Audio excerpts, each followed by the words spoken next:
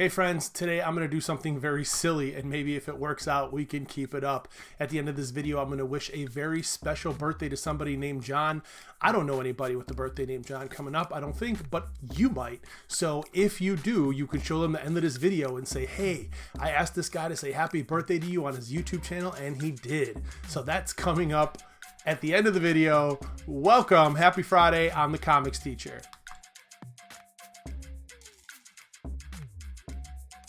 Welcome to the Comics Teacher YouTube channel, everybody. I got some great books coming up for you today. Let's kick it right off with our nonfiction book. I always have students ask me for sports books. Sports graphic novels are not very abundant. So when I find a good one, I like to keep it, and I like to spread the good word about it. So this book by Fantagraphics called Clemente, actually the story of Roberto Clemente, was done by Wilfred Santiago. If you do not know Roberto Clemente, the baseball player, he was the first Latin American inducted into the Baseball Hall of Fame. This book chronicles Clemente's life, his journey into baseball, and throughout baseball. It is a really cool, well done book. He played for the Pittsburgh Pirates, so there's a lot of this monochromatic yellow going on throughout the book. I really believe that's kind of the only color that is splashed throughout here. A lot of grays, a lot of mustards, a lot of yellows. It is a really neat book. So if you're looking to get more sports books on the shelf of your classroom, I would definitely recommend the story of Roberto Clemente from Wilfred Santiago and Fantagraphics books. And don't forget, at the end of each of these videos, I put all of the titles at the bottom of the description. There is your nonfiction sports book for today. All right, a couple things I'm going to do for the book for you and the books for school. They're going to kind of go hand in hand today, and they're two YA kind of bangers. They're really good. The first one I'm going to talk about, it's a relatively new book called Suncatcher, and this is from Random House Graphic. This book is from Jose Pimienta, and it follows this girl who's in high school in this band in the 90s. It follows this sort of, if you're into punk rock, if you were into punk rock in the 90s, this book might be right up your alley. So she finds out that the soul of her grandfather, who was a musician, is in this guitar, and she has to kind of tell his song, write his song, play his song, record his song in order to kind of set him free. The artwork is fantastic. The book's not without its flaws. There's a couple small issues I had with the book. The dialogue probably could be a little bit more true, but overall, this is a really neat book with, I would say, absolutely fantastic art. This book does I read a lot of books about music, graphic novels, and this one does one of the best jobs I've seen with visualizing music and showing the notes kind of swirling around and showing this, like, the staff of music in random things throughout this world and the musical notes kind of filling in. Its artwork is fantastic. So that is Suncatcher from Random House Graphic Books, Jose Pimienta. Check that one out. The second one I'm going to give you today, that is for you and also for your classroom, is I Kill Giants, and this is from Joe Kelly and J.M. Ken Niimura. This is a staple in many classrooms, and if you have been researching and looking into teaching with graphic novels and comics, you will see this book on a lot of lists. It was made into a movie recently. I haven't seen the movie. I have not heard really good things about the film, but this graphic novel kills it. All right. This is a fantastic book. I like to read some comics and graphic novels with my students. I will not read the ending of this with them. I let them kind of read it on their own. It's very emotional.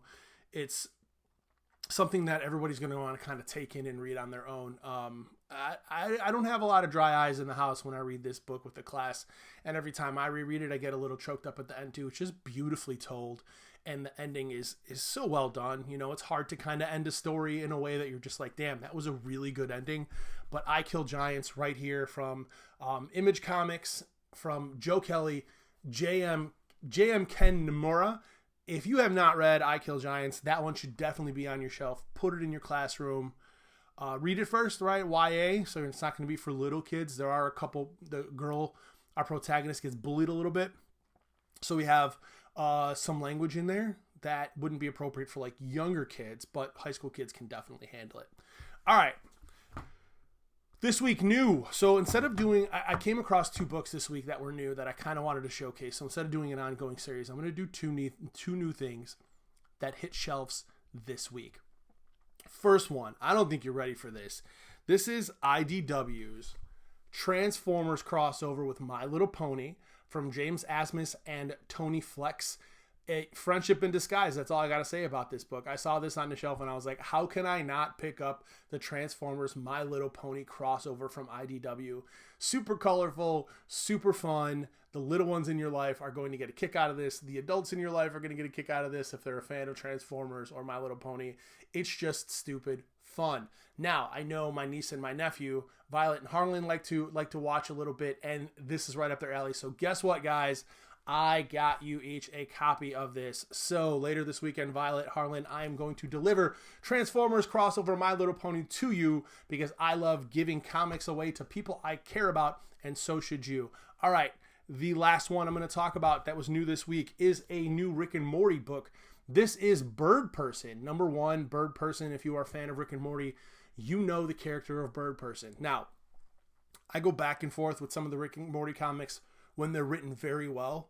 They are fantastic, and it feels like you're watching an episode of the show. When they're not, it feels a little forced, like people trying to put in the catchphrases. This is a little bit more on that side where the writing feels a little bit forced to the show. However, there are a couple parts in this book that made me stop and laugh out loud. I'll tell you, there's like this montage scene, and Birdperson and Rick kind of like all their adventures on like a big splash page. And one of the things they show is like Rick and Birdperson showing cave people fire. And the cave people are like, oh, fire, but they're holding machine guns.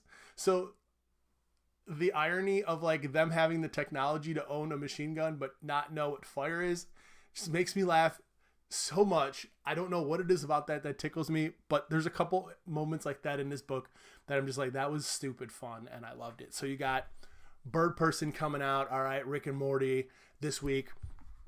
Transformers from IDW. Oh, the Rick and Morty Oni Press. Oni Press puts out the Rick and Morty comics if you're interested.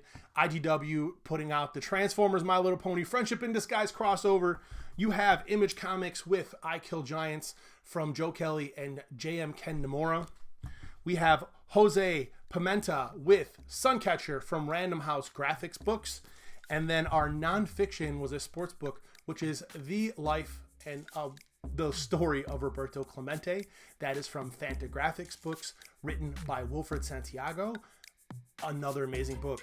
So somebody contacted me this week and wanted me to send a very special birthday out to John. So John, if you are out there, yes, that very special person wanted me to send you a happy birthday wish. So happy birthday to John, and have a wonderful weekend. I'm pulling this is not to John, this is for everybody. I'm pulling the winner of my Twitter raffle this afternoon. So follow me on Twitter and Instagram at comics_teacher for the results of that. That was a big one. I think it was 7 or 8 issues of the Immortal Hulk, and then I'm giving away Steeple issues, I believe 1 through 4. So follow me on those platforms if you want to win free comic books. I do it at least 2-3 times a month, give away some free comics.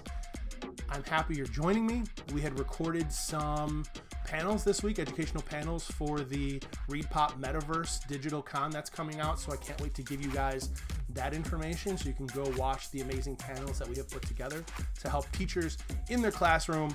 Once again, I'm a comics teacher. Those of you going back to school this week, I feel for you. Be safe. Know we're all going through it together. We're all first-year teachers this year. Again, we were at the second semester last year. We are again this year.